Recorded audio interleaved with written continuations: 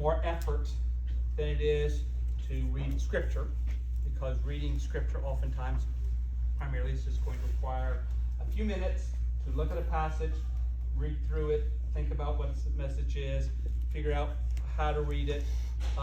You could probably prepare for reading Scripture, with 30 minutes notice, whatever. It doesn't take too long. Doing communion thought probably should take a little bit more time than 30 minutes, although many people could be asked, and I've certainly been asked. I was one time asked, coming into church that morning, the minister was sick, they didn't have their minister, would I mind preaching, right then?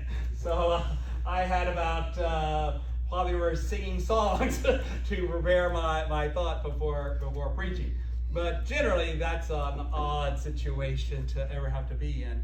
John, Yep.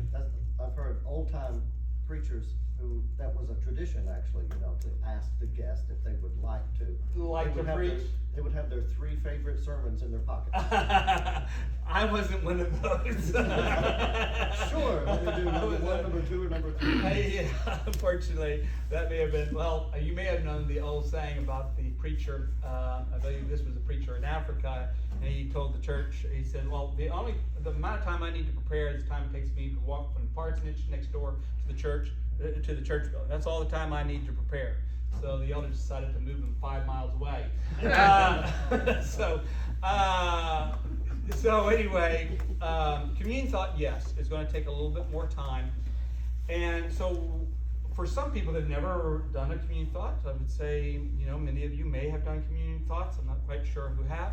But when writing a communion thought, it is going to require a little bit more kind of thought through several things. So let's begin, first of all, with thinking about the purpose for communion, the purpose of the Lord's Supper. So you have your sheet of paper there. Hopefully you still have space. Maybe they're on the back or whatever. If you will just take a few moments to write down what you think are, let's just say 3. Here, three purposes for the Lord's Supper. What are the 3 purposes that you can think of? Why? I know that you might say the reason we do this is because it's in Scripture, but what are the 3 reasons why we do this, besides the fact that we seem to be led in Scripture to do it? Oh, that's a question. No? There's 3 reasons you think why the Lord's Supper is beneficial for us.